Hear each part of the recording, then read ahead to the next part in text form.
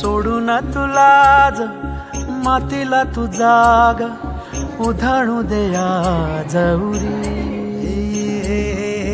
उजाडू दे आज साकड हे माग होऊ दे पहाट नवी आता होऊन जाऊ दे साऱ्या जगाला पाहू दे पडू दे पाऊल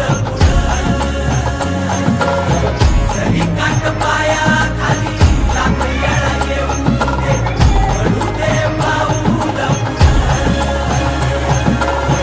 मोठी लढाई र लढू मातीसाठी र गड्या मनकटाचं जोर लावून दाटला जरी अंधार एकजूट हो आज दिवा देऊ तेज धावल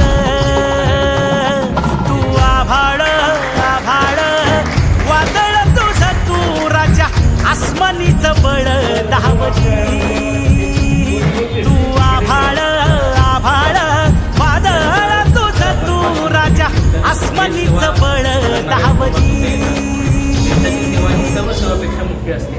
या सेवेनंतर आज या आमच्या सर्व आमचे शिवसेनेचे प्रतिनिधी आता समाजसेवेला राजकारणाच्या माध्यमातून त्या गावाच्या विकासासाठी सर्व या ठिकाणी एकत्र आलेले आहेत आणि आपल्या शिंदे साहेबांच्या आणि आपल्या शिवसेनेच्या चिन्हावरती या सर्व महिला वर्ग या ठिकाणी मोठा आहे. भगिनी असतील किंवा आमचे सर्व जे शिवसैनिक असतील यांनी या आपल्या इलेक्शनमध्ये भरघोस मतांनी निवडून येतील असं मला आशा आहे. कारण की शिंदे साहेबांचा चेहरा सर्वसामान्यांना आवडणारा सर्वसामान्यांना मदतीला धावून जाणारा आपलं वैद्यकीय क्षेत्रातलं काम असेल किंवा इतर सर्व काम एकनाथ शिंदे साहेबांची कार्यशैली ह्या सर्व नागरिकांना आपल्या सर्वसामान्यांना आवडणारी असल्यामुळे आणि हे देशसेवा आणि समाजसेवेमध्ये असणाऱ्या घरानं हे आपल्या निश्चित येणाऱ्या निवडणुकीमध्ये भरघोस मतांनी निवडून येईल त्यात काय मला शंका वाटतं. सौभाग्यवती रेखाताई दीपक वनमोरे यांना आपण शिवसेना शिंदे गटाच्या वतीनं उमेदवार दिलेली आहे.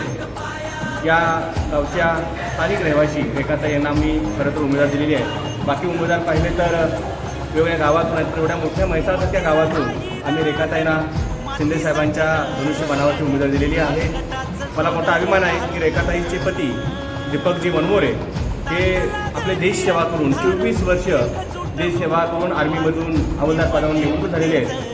ज्यांची राष्ट्रीय सेवा आणि समाजसेवा करण्याची या घराण्यामध्ये इच्छा दिसते अशा या रेखाताईंना आपण उमेदवार दिलेली आहे. आणि आम्हाला आज पाहतो की या बऱ्याच महिला मंडळी इथं आहेत. माननीय एकनाथभाई शिंदेंच्या लाडक्या बहिणी इथं उपस्थित आहेत आणि लाडकी रेखाताई यांना ही म्हैसाळकर लोक धनुष्यबाणावरती नक्की निवडून देतील आणि म्हैसाळमधून त्यांना सेवा करण्याची संधी देतील अशी अपेक्षा आहे.